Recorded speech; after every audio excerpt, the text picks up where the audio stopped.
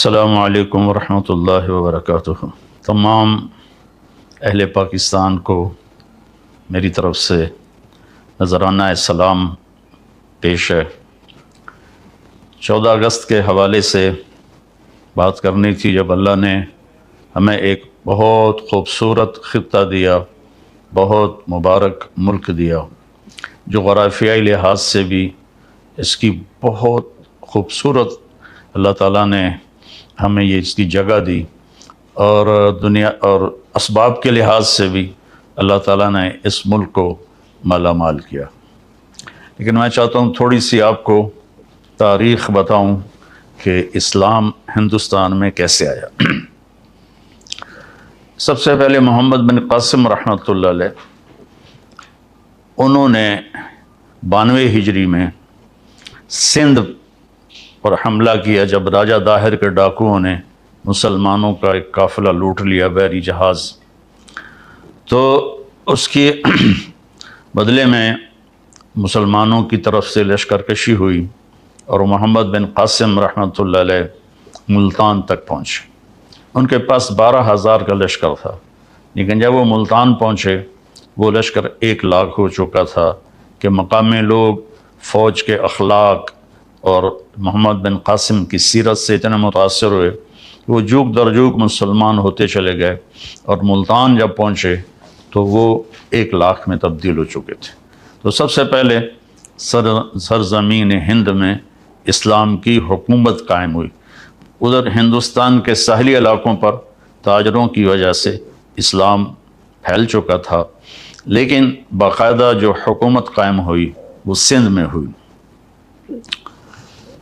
اس کے بعد اللہ کے نیک بندے صوفیاء کرام آتے رہے اور دعوت دین دیتے رہے، اور ان کے ذریعے سے لوگوں میں اسلام کی بارے میں بیداری ہوئی، اور انہوں نے قبول کرنا شروع کیا اپنی خوشی سے۔ اوپر جو ہندوستان ہے، جس کو اتر پردیش کہتے ہیں، وہاں جو اسلام کی حکومت قائم ہوئی وہ شہاب الدین غوری رحمۃ اللہ علیہ نے حکومت کو قائم کیا۔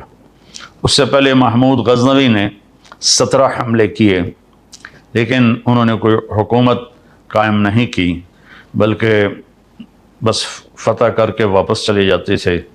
البتہ بھیرا تک، ملتان تک انہوں نے اپنی حکومت کو وسیع کیا، کہ اس وقت ملتان میں ایک کافر طبقہ تھا جو کہتا ہم مسلمان ہیں، قرامطہ، لیکن وہ بہت ہی گندے سفاک لوگ تھے، تو ان کو محمود غزنوی نے صاف کیا۔ پھر 1191 صدی میں ہندوستان کا سب سے بڑا حکمران پرتھوی راج تھا۔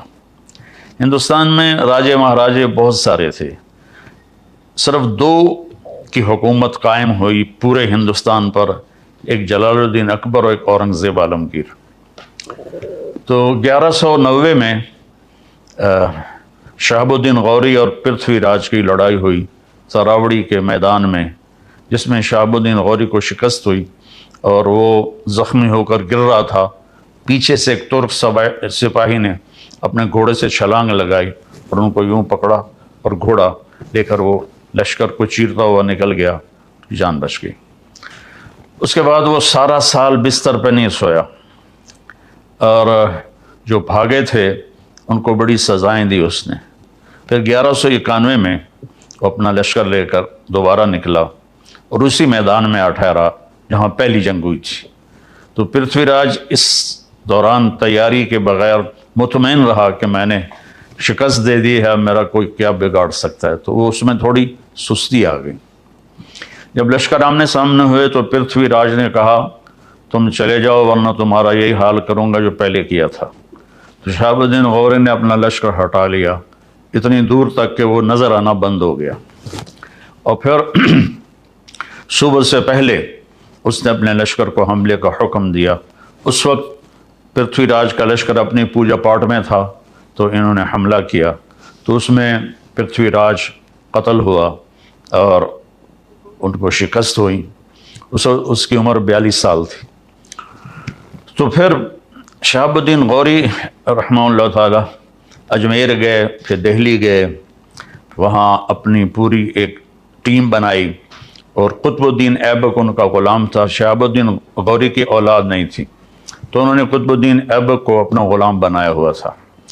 تو انہوں نے اپنا پایا تخت لاہور بنایا، اور دہلی میں التمش تھا ان کا غلام، اس کو بٹھایا، اور ملتان میں ناصر الدین قباشہ تھا، اس کو بٹھایا۔ شہاب الدین غوری واپس افغانستان جا رہے تھے، راستے میں چکوال کے قریب رات میں وہاں کے مقامی لوگ گکھڑ تھے، انہوں نے حملہ کیا، اور اس میں شہاب الدین غوری شہید ہو گئے۔ تو قطب الدین بھی کوئی زیادہ حکومت نہیں کر سکے، 4 سال حکومت کی اور ان کا انتقال ہو گیا۔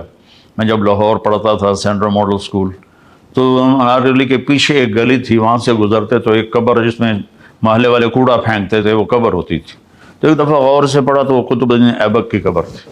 پھر ضیاء الحق مرحوم نے اسے وسیع کیا اور مکان خرید کے ڈھا کے بڑا اچھا خوبصورت ان کا مقبرہ بنایا۔ اس کو خاندان غلامہ کہتے ہیں۔ پہلا خاندان جس نے حکومت کی وہ خاندان غلامہ ہے، کہ اصل غلام تھے سارے اور حکومت میں آ گئے تو خاندان غلامہ کہتے ہیں۔ التمش اتنا نیک آدمی تھا، جب خواجہ قطب الدین بختیار کاکی کا انتقال ہوا تو انہوں نے وصیت کی میرا جنازہ وہ پڑھائے جس کی تہجد فوت نہ ہوئی ہو اور جس کی عصر کی سنتیں فوت نہ ہوئی ہوں، میرا جنازہ وہ پڑھائے۔ تو سناٹا چھا گیا، میت سامنے اور کوئی نکلتا ہی نہیں، چونکہ عصر کی سنتیں تو غیر موقدہ ہیں، کوئی پڑھے نہ پڑھے۔ تو جب کوئی بھی نہیں نکلا تو پھر ایک آدمی منہ لپیٹے ہوئے روتا ہوا باہر نکلا کہ میرے پیر نے میرا راز فاش کر دیا۔ وہ سلطان التمش تھا جس نے جنازہ پڑھایا کہ میری نہ کبھی عصر کی سنتیں قضا ہوئی ہیں نہ تہجد قضا ہوئی ہے۔ ان کے پاس ایک دفعہ غلاموں کی ایک جماعت لائی گئی، تو انہوں نے 19 غلام سلیکٹ کیے اور 20واں چھوڑ دیا۔ اس کا قد بھی چھوٹا تھا اور شکل بھی اچھی نہیں تھی، باقی 19 اس نے خرید لی۔ تو وہ غلام جس کو انہوں نے رد کیا، اس نے کہا بادشاہ سلامت آپ نے یہ غلام کس لیے خریدے ہیں؟ کہنے لگے اپنے لیے۔ کہا مجھے اللہ کے لیے خرید لو۔ تو اس کو یہ جواب بڑا پسند آیا اور اس نے اس کو بھی خرید لیا۔ اس کا نام تھا غیاث الدین۔ تو جب یہ التمش کی سلطنت عرصہ چلی، اس میں اس کی ناصر الدین بہت نیک آدمی تھا، اور اس کی بیٹی رضیہ سلطانہ التونیہ سے شادی کر کے حکومت کی کوشش کی لیکن قائم نہ ہو سکی۔ ترک سردار عورت کی حکمرانی پر سیخ پا ہو گئے، پھر وہ لڑائی میں بھاگ گئی، پھر قتل ہو گئی۔ تو اس کے بعد غیاث الدین بلبن حکمران بنا۔ غیاث الدین بلبن اس وقت دیپال پور میں گورنر تھا، تو وہاں جب شور شرابہ ہوا، سلطنت کمزور ہوئی، تو وہ یہاں سے گیا اور اس نے دہلی کے تخت پہ قبضہ کیا اور اس نے 20 سال حکومت کی۔ اور غیاث الدین بلبن کا یہ احسان ہے ہندوستان کے مسلم نان مسلم پر کہ اس نے واحد بادشاہ جس نے تاتاریوں کے حملوں کو ناکام بنایا، اور تاتاری ہر دفعہ شکست کھا کے پیچھے ہٹے، واپس بھاگے۔ آخری جنگ میں اس کا بیٹا محمد وہ شہید ہو گیا، اس کا ایک ہی بیٹا تھا، تو اس کے غم میں پھر 7ویں دن وہ بھی مر گیا اس دکھ میں۔ تو حکومت خلجی خاندان میں شفٹ ہو گئی۔ علاؤالدین خلجی تھا جس نے اپنی حکومت قائم کی۔ اس کے بعد جلال الدین خلجی، جلال الدین خلجی کا بھتیجا تھا علاؤالدین۔ جلال الدین کو غلاموں نے قتل کر دیا۔ تاریخ والے کہتے ہیں اس میں علاؤالدین کا ہاتھ تھا، لیکن مجھے نہیں لگتا چونکہ وہ بہت نیک آدمی تھا۔ تو علاؤالدین نے پھر کوئی 20 سال کے قریب حکومت کی۔ وہ بھیس بدل کے بازاروں میں پھرتا تھا اور چیزوں کے بھاؤ دیکھتا تھا، لوگوں کے حال پوچھتا تھا۔ تو خلجی خاندان جب ختم ہوا تو اس کے بعد آیا تغلق خاندان۔ تغلق میں محمد تغلق واحد بادشاہ ہے۔ وہ تھا صرف پھرا، چھوٹی چھوٹی بات پہ قتل کرا دیتا، لیکن وہ واحد بادشاہ ہے جس نے علماء کو کہا خانقاہوں سے نکلو، مسجدوں سے نکلو اور جا کر اسلام کی تبلیغ کرو، تم بیٹھ کے کھاتے رہتے ہو۔ تو اس نے دعوت اسلام شروع کروائی محمد تغلق نے۔ تو تغلق کے دور میں 1398 میں وہ بدماش تیمور آیا جو ادھر سے کلات کے راستے سے آیا، ملتان کو تباہ کیا. یہ میرا چھوٹا سا قصبہ تو لمبا ہے، اس کی اینٹ سے اینٹ بجا دی. پھر وہاں سے وہ بٹھنڈا کی طرف نکلا، اسے تباہ کیا. بٹھنڈا سے دہلی پہنچا، اسے تباہ و برباد کر دیا. وہ اس کی عادت تھی، وہ پہلے دن جب لشکر گھیرا ڈالتا تھا نا شہر کا تو سفید جھنڈا لہراتا تھا. اس کا مطلب تھا کہ ہم سے صلح کر لو، ہم سے لو، تمہارا مال لوٹیں گے، تمہیں کچھ نہیں کہیں گے. اگر وہ اس پہ نہیں آتے تو دوسرے دن وہ سرخ جھنڈا لہراتا تھا کہ میں صرف فوجیوں کو قتل کروں گا، عوام کو کچھ نہیں کہوں گا، تم ہتھیار ڈال دو. تیسرے دن وہ کالا جھنڈا لہراتا تھا کہ اب میں نہ کوئی بچہ چھوڑوں گا، نہ کوئی بچی، نہ عورت، نہ مرد. تو اس نے دہلی پہ حملہ کیا، آگ لگا دیتا تھا شہروں کو، اور زندہ لوگوں کو دفن کروا دیتا تھا، اور اپنے دشمنوں کو زندہ کڑا کے تیل میں ڈال کے اپنے سامنے جلا دیتا تھا، اور لوگوں کی کھال اتروا دیتا تھا. تو 1398 میں وہ اصل میں اس نے چین پہ حملے کا ارادہ کیا. تو اس نے کہا پیسہ کہاں سے ملے گا؟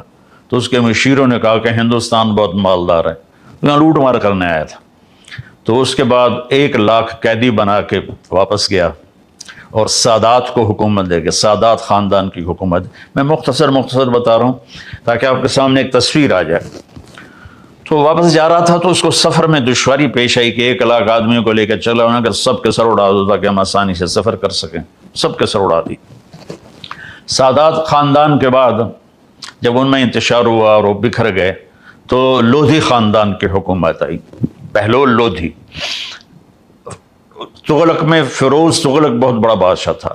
یہ جو مقبرہ بنا ہوا ہے ملتان میں شاہ رخ العالم رحمۃ اللہ علیہ کا، یہ فیروز نے اپنے لیے بنوایا تھا، لیکن جب شاہ رخ العالم کا انتقال ہوا تو اس نے کہا ان کو یہاں دفن کیا جائے.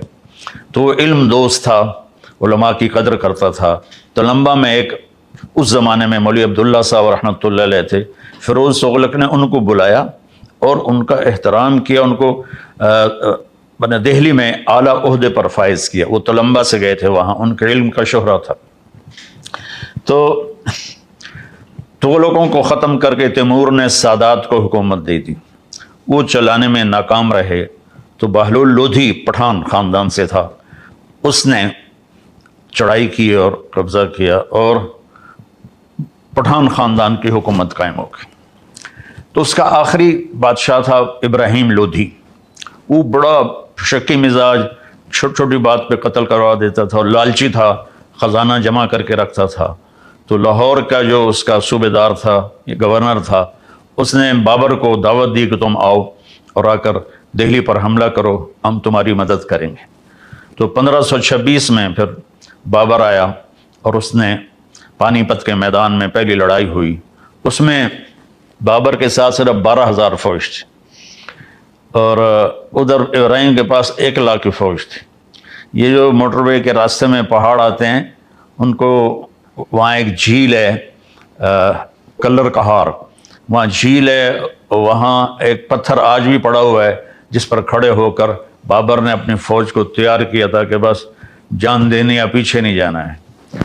بابر بہت سمجھدار تھا لڑائی میں، تو اس نے 12,000 کے ساتھ ابراہیم کے 1,00,000 کے لشکر کو شکست دی اور ابراہیم اس میں قتل ہوا. اس نے اس کو بڑی عزت سے اس کا جنازہ پڑھوایا، وہیں اسے دفن کیا اور مغلیہ خاندان کی سلطنت شروع ہو گئی. مغلیہ خاندان واحد خاندان ہے جس نے ہندوستان پر 1526 سے لے کر اور 1857 تک حکومت کی، کوئی 325 سال. باقی کوئی 20 سال میں، کوئی جیسے بلبن 20 سال کی حکومت کر کے اکیلا تھا، شہید ہو گیا، بچے کے غم میں وہ فوت ہو گیا. تو خاندان غلامہ تھا، بلبن تھا، خلجی تھا، تغلق تھے، سادات تھے، انہوں نے سب تھوڑا عرصہ حکومت کی. تو یہ جو تھا مغلیہ خاندان، انہوں نے لمبا عرصہ حکومت کی. لیکن ان بادشاہوں میں سوائے محمد تغلق کے کوئی نہیں تھا جس نے اسلام کی دعوت پھیلائی ہو. ان کو بس ملک گیری کا شوق اور اپنے حکومت بڑھانے کے شوق تھے، جس کی وجہ سے وہ دعوت ان کو یاد ہی نہیں تھی کہ ہم نے کوئی اسلام بھی دنیا میں پھیلانا ہے یا ہندوستان میں اسلام پھیلانا ہے. تو پھر بابر سے لے کر بہادر شاہ ظفر تک 1857 میں یہ جو جنگ آزادی ہوئی، اصل تو اس سے پہلے ہی مغلیہ سلطنت ختم ہو گئی تھی شاہ عالم ثانی کے دور میں. اور میں حیران ہوں کہ انگریز آئے اور جہانگیر سے ملے، اس کے سر، تاجر لوگ، اس کے سر میں درد ہوتا تھا بہت، تو انہوں نے، اب ہماری دیسی دواؤں میں کوئی ایسی دوا نہیں جو سر درد کو فوری ٹھیک کرے، انہوں نے اس کو اپنی وہ گولی دی، وہ ایک دم ٹھیک ہو گیا۔ وہ کہنے لگا مانگو کیا مانگتے ہو؟ کہا میں یہاں تجارت کی اجازت دے دو۔ انہوں نے کہا چلو جاؤ ادھر بنگال کی طرف۔ جب شاہ جہاں آیا تو اس کے وزیروں نے کہا یہ بڑے خطرناک نظر آ رہے ہیں، ان کو بھگا دو۔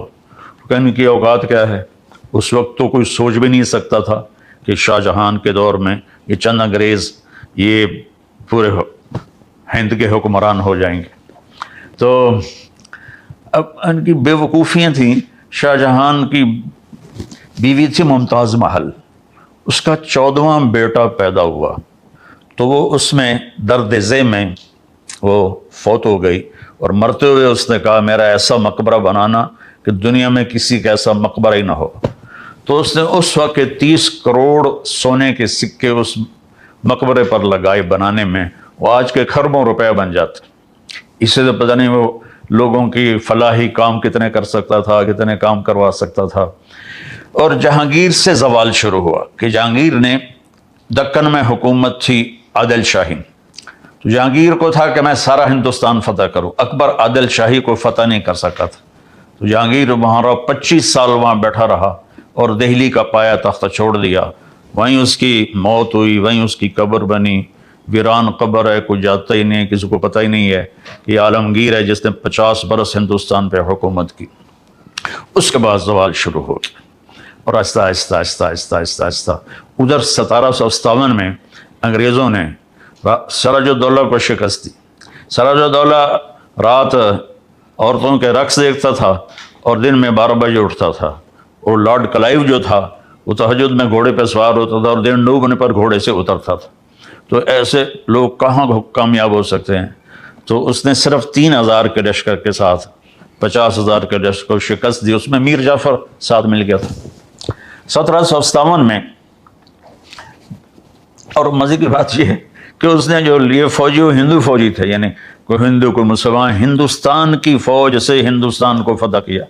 انگریز تو بہت تھوڑے سے تھے، تو انہوں نے ان کو منظم کیا، اور اس وقت وہ ایڈوانس ہو چکے تھے، توپ خانہ تھا، تو ان کی توپوں نے لشکر میں تباہی مچا دی سراج الدولہ کے۔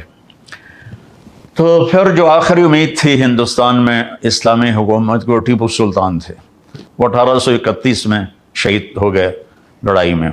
اور یعنی دکھ کی بات ہے کہ اس لڑائی میں نظام حیدرآباد دکن کا جو نظام تھا وہ انگریزوں کے ساتھ اپنی فوج لے کر سلطان ٹیپو پہ حملہ کرنے آیا تھا۔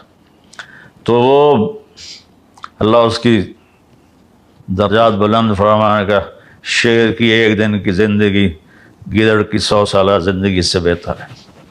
اس کو ایک اسکاٹ لینڈ کا سپاہی تھا، اس نے قتل کیا تھا، اس کا مجسمہ اب بھی وہاں ایڈنبرا میں بنا ہوا ہے۔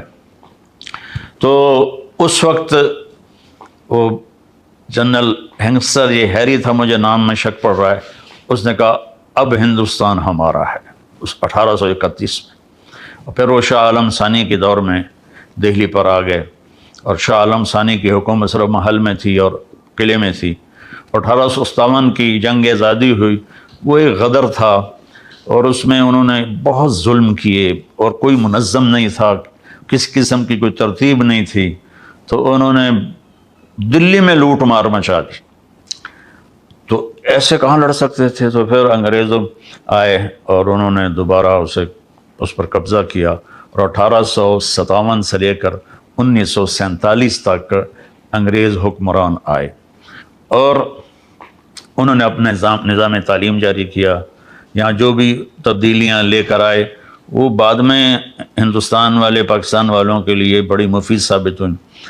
تو 1947 تو علامہ اقبال رحمۃ اللہ علیہ نے سب سے پہلے تصور پیش کیا کہ ہمارے لیے ایک الگ ملک ہونا چاہیے جس میں مسلمان اپنے طرز اسلام پر زندگی گزار سکیں۔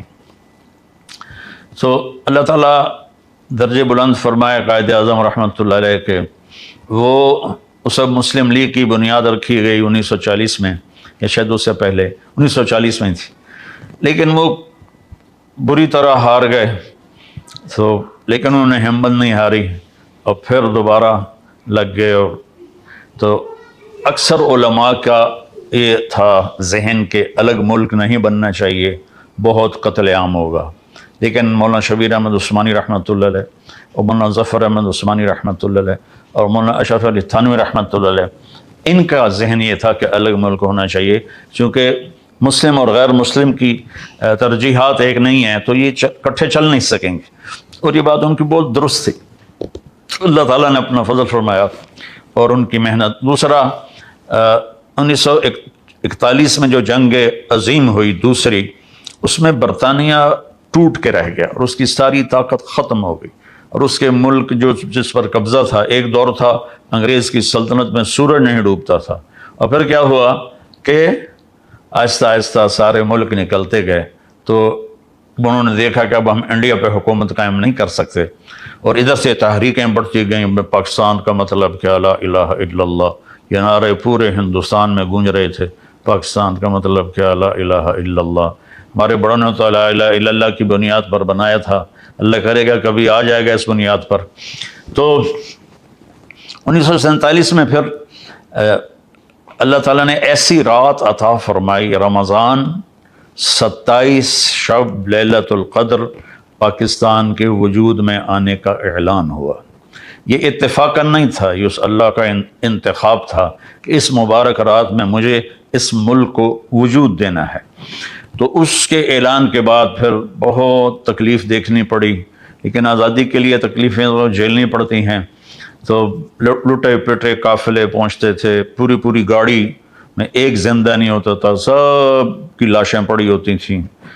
कुछ 6 लाख के करीब लोग शहीद हुए। मेरे वाले साहब रहमतुल्लाह अलैह के एक थे अब्दुल कुद्दूस साहब, वो जलंधर के थे। वो कभी कभी आते थे अब्बा जी से मिलने, वो सहीवाल जो सरगोदे वाला वहाँ रहते थे। तो एक दिन वो बात कर रहे थे, मैं भी बैठा था कि मियाँ साहब मैं जब निकला तो अकेला निकला, पता नहीं ख़ानदान कहाँ गया, मैं कहाँ गया। तो दिन में मैं गन्ने के खेत में छुप जाता था और रात को फिर मैं पैदल चलता था, और मेरा सफ़र था लाहौर की तरफ। लेकिन चलते चलते चलते मैं दरिया सतलुज पहुंच गया। उस वक्त दरिया सतलुज मौजें और ठाठें मारता था। अब पीछे हटें तो कत्ल हैं और आगे जाएं तो डूबना है। कहने लगे तैरना आता नहीं था। तो मैंने कहा मैं कत्ल होने से बेहतर है पानी में डूब के मर जाऊं।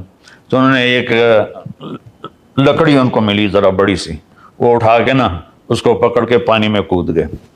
कहने लगे जब मैं थोड़ा सा आगे गया तो सारा दरिया लाशों से बह के चल रहा था, और पानी नज़र ही नहीं आ रहा था, लाशें ही लाशें थीं और नीचे पानी था, लाशें ऊपर थीं।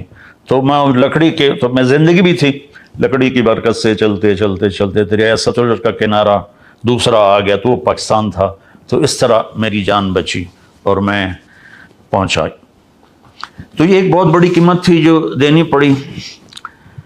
अल्लाह ताला कायद आज़म रहमतुल्लाह अलैह की कब्र को रोशन फरमाए। एहसान अजीम की उम्मत पर इंतहाई दयानतदार, इंतहाई सच्चे, इंतहाई खरे। तो एक दफ़ा मौलाना शबीर अहमद उस्मानी रहमतुल्लाह अलैह से किसी ने पूछा आपने कायद आज़म का जनाजा क्यों पढ़ाया? कहने लगे जनाजे से चंद दिन पहले मैंने ख्वाब देखा, अल्लाह के नबी खड़े हैं और साथ कायद आज़म हैं, और अल्लाह के नबी फरमाते हैं ये हमारा मुजाहिद है। थपकी देते हैं और कहते हैं ये हमारा मुजाहिद है। तो कब मैंने इसलिए इनका जनाजा पढ़ाया। और एक दफ़ा मैंने ख्वाब में देखा तो मैंने पूछा आपका क्या हाल है? कहने लगे मैं बड़ी राहत में हूँ, मैं बड़ी राहत में हूँ। तो फिर उन्होंने ना अपनी 2 उंगलियाँ मेरी तरफ की कि ये चूस लो। तो मैं थोड़ा डरा कि पता नहीं क्या है क्या नहीं। कहने लगे डरो नहीं बेटा, ये चूस लो, अल्लाह तुझसे 3 का काम लेगा। वो 2 उंगलियाँ इसमें मुंह में डाली तो उसमें से गाढ़ा मीठा शहद निकल निकल के मेरे मुंह में आना शुरू हुआ। उसके साथ ही मेरी आँख खुली तो उसकी मिठास मेरे मुंह में बाकी थी। तो उनको मोहलत ना मिली, पहले टीबी का शिकार थे और अपना मर्ज़ छुपाते रहे, इसलिए वो जल्दी दुनिया छोड़ के चले गए। और उसके बाद लियाकत अली ख़ान रहमतुल्लाह अलैह 4 साल के बाद शहीद कर दिए गए। تو افراتفری پڑ گئی۔ میں یہ بتانا چاہتا ہوں کہ یہ خطہ جنت کا ٹکڑا ہے، بے نظیر ہے، ساحل اعلیٰ ہیں، دریا ہیں، پہاڑ اتنے خوبصورت ہیں کہ دیکھ کے عقل دنگ رہ جاتی ہے۔ سوئٹزرلینڈ لوگ بھول جائیں اگر ہمارے پہاڑوں کے راستے ٹھیک ہوتے تو پوری دنیا یہاں آتی، اور ٹورزم سے پاکستان کی کمائی کہاں سے کہاں چلی جاتی۔ تو اللہ تعالیٰ نے اور ہمیں 4 موسم دیے ہیں، 4 موسم دیے ہیں، زمین کے اندر خزانے دیے ہیں، اور زمین اتنی زرخیز ہے کہ پوری دنیا میں بہت کم ملک ایسے ہوں گے جن کے پاس ایسی زمین ہو جو اللہ تعالیٰ نے ہمیں دی ہے، معدنیات دی ہیں۔ ان کی حفاظت ہم کر لیں تو سارے قرضے بھی اتر جائیں گے اور پورا ملک بھی خوشحال ہو جائے گا۔ تو اور 3 بڑے پہاڑی سلسلے پوری دنیا کے جو سب سے بڑے پہاڑی سلسلے ہیں وہ گلگت کے راستے میں آ کر اکٹھے ہوتے ہیں، ایک کراکرم، ایک ہندو کش اور ایک ہمالیہ۔ یہ 3 پہاڑی سلسلے آ کر یوں ملتے ہیں، پوری دنیا میں یہ نظیر کہیں نہیں ملتی کہ دنیا کے سب سے بڑے پہاڑی سلسلے وہ آ کر یہاں ملتے ہوں۔ تو میرے بھائیو، اصل میں چیز جب بگڑتی ہے جب انسان بگڑتا ہے، اور چیز اس وقت بنتی ہے جب انسان بنتا ہے۔ پیشے خراب نہیں ہوتے سوائے حرام کے، کوئی شراب بیچ رہا ہے، کوئی جوا کھلا رہا ہے، کوئی اس قسم کے کام کر رہا ہے، تو جو پیشے بگڑے ہیں وہ تو بڑے اچھے ہیں، لیکن اس میں جو چلا رہے ہیں نا وہ ان سے بھول ہو گئی اور وہ اپنے مقصد سے پیچھے ہٹ گئے اور اللہ تعالیٰ کو بھلا دیا، آخرت کے حساب کو بھلا دیا، جنت کا شوق مٹ گیا، جہنم کا خوف مٹ گیا۔ تو بھائیو 14 اگست ہم منائیں۔ وہ ہمارے نوجوان بچے وہ سلنسر اتار کے مال روڈ پہ چلتے ہیں اور شور مچاتے ہیں، کئی مر جاتے ہیں، یہ خوشی نہیں ہے۔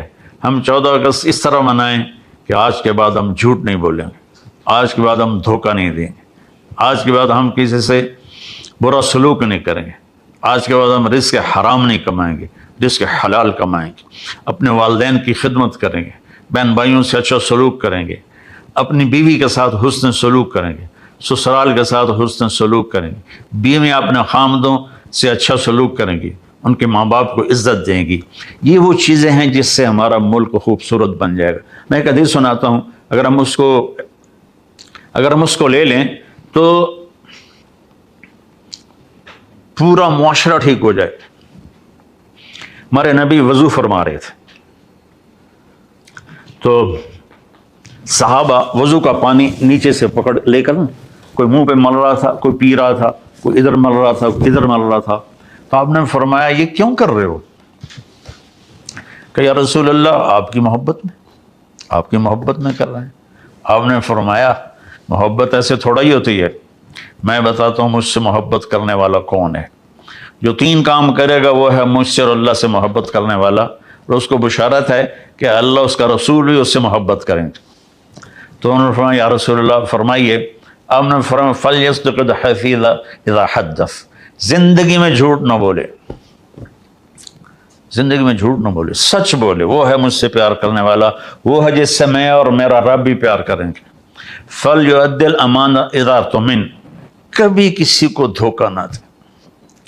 حضرت عمر رضی اللہ تعالیٰ عنہ کا فرمان ہے کہ لوگوں لا يغرنكم تنطنة الرجل بالليل في صلاته ان رجل الرجل من ادى الامانة اذا اؤتمن ومن سلم المسلمون من لسانه ويده، کہ لوگوں کسی کو تہجد میں دیکھو بڑی آہیں بھر رہا ہے اور بڑا رو رہا ہے، سجدے میں اس کے آنسو نکل رہے ہیں اور قرآن قیام میں اس کے آنسو نکل رہے ہیں، تو یہ تمہیں دھوکہ نہ لگے، ایک بڑی وڈی سرکار ہے۔ بڑا کون ہے؟ جو کسی کو دھوکہ نہ دے اور جو کسی کو تکلیف نہ پہنچائے، وہ سب سے بڑا انسان ہے۔ ایک صحابی نے عرض کی یا رسول اللہ، اچھا میں 2 باتیں بتا رہے، تیسری بات میں بتاتا ہوں۔ تو آپ نے فرمایا میرا امتی ہر گناہ کر سکتا ہے، 2 کبھی نہیں کرے گا، ایک جھوٹ نہیں بولے گا، ایک دھوکہ نہیں دے گا، ایک جھوٹ نہیں بولے گا، ایک دھوکہ نہیں دے گا۔ میں دوبارہ دہراتا ہوں، ایک جھوٹ نہیں بولے گا، ایک دھوکہ نہیں دے گا۔ ہم اپنے ملک سے جھوٹ کیسے نہ، حکومت تو نہیں نکال سکتی، ہم نے نکالنا ہے۔ ہم اپنے ملک سے دھوکے بازی تو نہیں نکال سکتے، حکومت کو دھوکے بازی نہیں نکال سکتی، ہر جگہ کہاں پہرے لگائیں گے، چاہے کسی کو بٹھا دو۔ ہم نے خود دھوکے بازی کو، فراڈ کو ختم کرنا ہے۔ اور تیسری بات آپ نے فرمائی فلیحسن جوار من جورہ، سبحان اللہ۔ آپ نے فرمایا اور تیسری مجھ سے محبت کی نشانی یہ ہے کہ مجھ سے محبت کرنے والا اچھے اخلاق والا ہوتا ہے اور وہ پڑوسیوں کے ساتھ بہت اچھا سلوک کرتا ہے اور ان کی تکلیف کو برداشت کرتا ہے۔ یہ حسن اخلاق ہے، حسن خلق ہے، تو جس سے ہمارا ملک جنت کا ٹکڑا بن جائے گا۔ ہمارے ملک میں شہد کی نہریں بہیں تو بھی شاداب نہیں ہوگا، سونے چاندی کی بارش ہو تو بھی شاداب نہیں ہوگا۔ انسانوں کے اندر سے یہ صفات نکلیں، سچ بولیں، جھوٹ نہ بولیں، دینداری سے کریں، دھوکہ نہ دیں، اچھا سلوک کریں، پڑوسی ہندو ہے، مسلم ہے، وہ غیر مسلم ہے، جو بھی ہے ان سے اچھا سلوک کرنا۔ عبداللہ بن عمر رضی اللہ عنہ کے پڑوس میں ایک یہودی رہتا تھا، ان کے گھر میں مہینے میں ایک دفعہ گوشت پکتا تھا، تو جس دن گوشت پکتا تو فرماتے بھائی ہمارے پڑوسی کو پہنچایا ہے؟ تو گھر والے کہتے جی نہیں، پہلے آپ کھا لیں۔ کہ نہیں، پہلے میرے پڑوسی کو بھیجو، یہودی، اس کے بعد میں کھاؤں گا۔ اس کو بھیجتے، اس کے بعد کھاتے تھے۔ تو ملک انسان چلاتے ہیں، اور انسان اگر بگڑ جائے تو سارا ملک بگڑ جاتا ہے، انسان سدھر جائے تو سارا ملک سدھر جاتا ہے۔ اور سدھار کیسے آتا ہے؟ وہ ہے اللہ اس کے رسول کی اطاعت۔ من یطع اللہ ورسولہ فقد فاز فوزا عظیما، جو اللہ اس کے رسول کی اطاعت کرتا ہے وہ بہت بڑی کامیابی کو لے لیتا ہے۔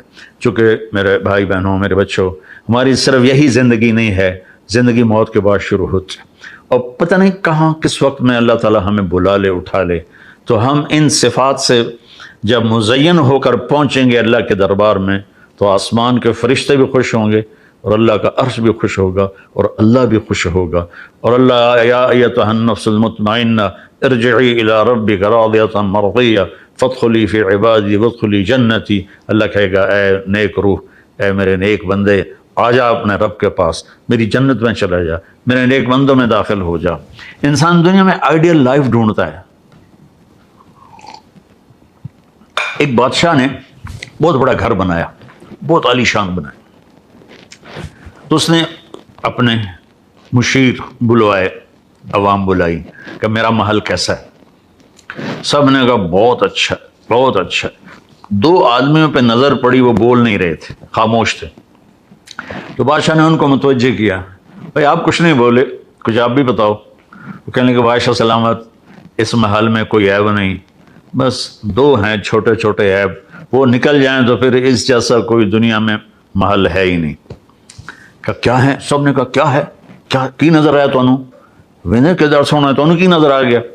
کہنے کہ بادشاہ سلامت، ایک تو عیب یہ ہے کہ اس گھر کا بنانے والا چھوڑ کے مر جائے گا، اور دوسرا عیب یہ ہے کہ ایک دن یہ محل اجڑ کے کھنڈر بن جائے گا۔ میں جب اسپین گیا تو میں غرناطہ گیا، تاریخ سے میری دلچسپی ہے، تو عبد الرحمن ثالث نے وہاں ایک محل بنایا تھا جو 25 سال میں بنا تھا، اور آج کا 4 کھرب روپے اس پہ لگا تھا۔ 4 کھرب، پوری چھت ہیروں سے جڑی ہوئی تھی، اور سارے پلر پر سونا اور اس میں ہیرے یاقوت تھے، اور اس میں نا پارے کے تالاب تھے۔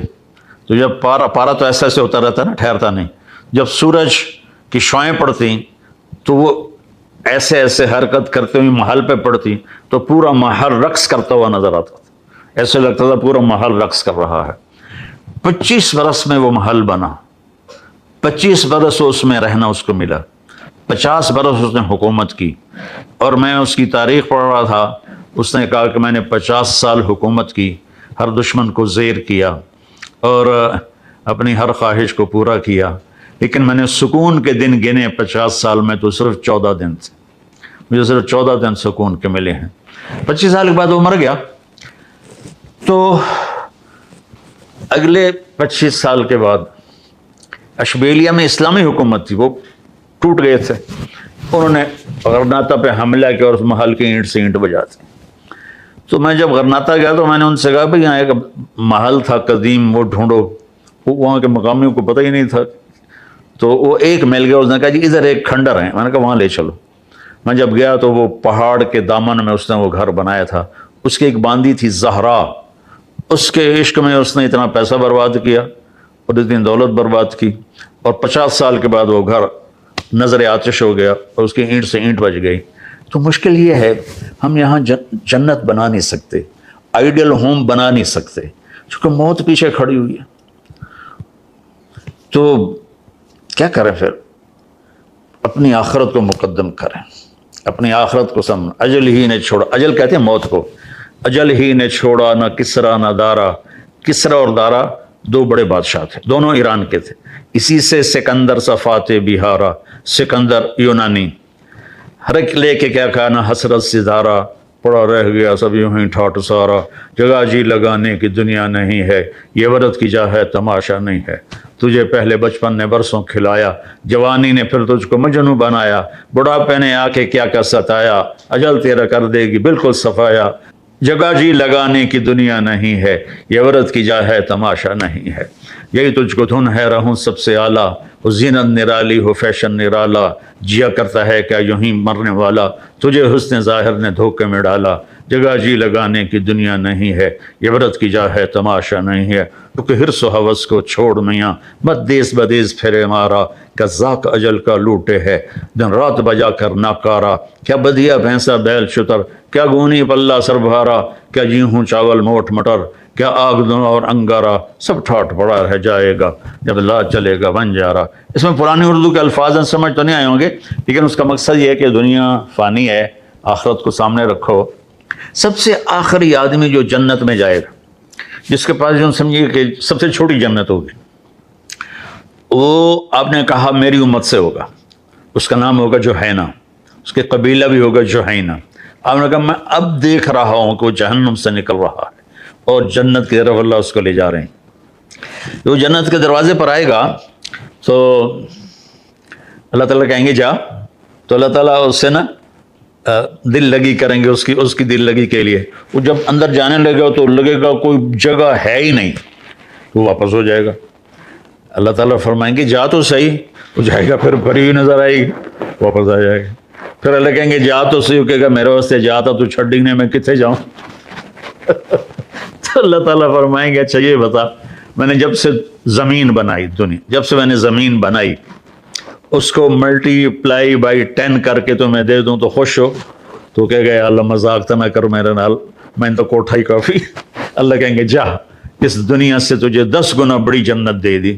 تو وہ جب انٹر ہوگا تو دروازہ کھلے گا تو اس کا نوکر کھڑا ہوگا، اس کے چہرے پہ ایسا نور ہوگا کہ یوں جھکے گا، کہے گا کیا کر رہا؟ کہ تم فرشتے ہو، تمہیں کیا اس کو کہتے ہیں سلام کر رہا ہوں۔ وہ کہے گا میں فرشتہ نہیں، میں آپ کا نوکر ہوں، اور میرے جیسے اور 70,000 80,000 آپ کے نوکر ہیں۔ اچھا کتنے ان کا آگاں تو ٹور آگے ٹورے گا، ایک اور نور کی چمک اٹھے گی تو وہ سجدے میں گر جائے گا۔ اور آقا یہ کیا کر رہے ہو؟ کس کو سجدہ کر رہے ہو؟ یہ جو نور کی چمک ہے یہ اللہ کی نور کی چمک نہیں ہے، میں اللہ کو سجدہ کر رہا ہوں۔ وہ کہے گا اللہ کے نور کی چمک نہیں ہے، آپ کے محل کی چمک ہے جو آپ کے اوپر پڑ رہی ہے۔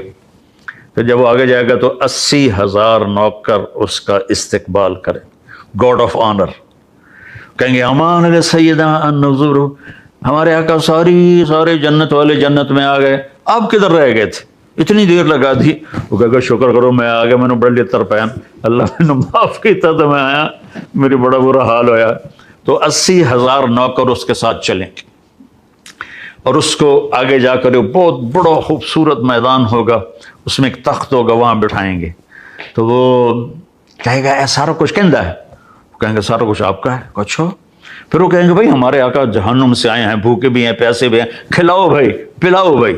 80,000 خادم، 80,000 ڈونگے اور 80,000 گلاس لے کر آئیں گے، ہر گلاس میں مشروب نیا ہوگا، ہر ڈونگے میں کھانا نیا ہوگا، اور وہ سارے کھا جائے گا اور ڈکار بھی نہیں مارے گا کہ نہ اس کا اللہ تعالیٰ معدہ تھکائے گا۔ اور یہاں تو ہم تھوڑا سا کھا لیں تو پھر دل بھر جاتا ہے، وہاں یہ ہوگا کہ اللہ تعالیٰ ہر لقمے کی لذت بڑھاتا جائے گا، بڑھاتا جائے گا، بڑھاتا جائے گا، یہاں تک کہ وہ سارے کھا لے گا۔ تو یہ تو سب سے چھوٹے درجے کا آدمی ہے، تو اوپر کی جنت الفردوس۔ تو میرے بھائی اللہ نے ہمیں دنیا میں پاکستان ایک جنت کا ٹکڑا دیا ہے، ہم اس سے وفا کریں۔ ہم کہتے ہیں حکمران برے ہیں، پہلے ہم برے ہیں،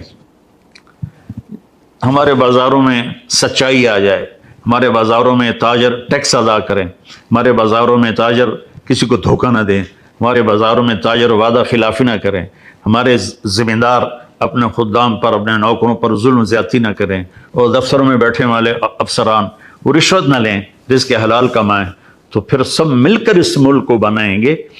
صرف حکومت نہیں بنا سکتی، حکومت مختصر سی ایک جماعت ہے، وہ ہر آدمی سے سچ کیسے بلوائے گی، ہر آدمی کو دیانتداری پہ کیسے لائے گی؟ تو بھائیو، یہ اللہ تعالیٰ نے ایک بہت بڑی نعمت ہمیں دی ہے، ہم اس کی قدر کریں۔ اس کی مٹی میں ہمارے ماں باپ دفن ہیں، ہمارے دادا پر دادا دفن ہیں۔ ہم تو ویسے مائگریٹڈ نہیں ہیں، ہم تو مقامی تھے، تو ہمارے تو اب صدیوں سے ہمارے بزرگوں کی قبریں یہاں ہیں۔ تو ویسے ہمارا نسب پرتھوی راج سے ملتا ہے، وہ جو میں نے سنایا شروع میں، چوہان، ہم راجپوت چوہان ہیں۔ تو ہم اس سے وفا کریں، اور زمین داروں سے کہتا ہوں اللہ کے واسطے محنت کرو۔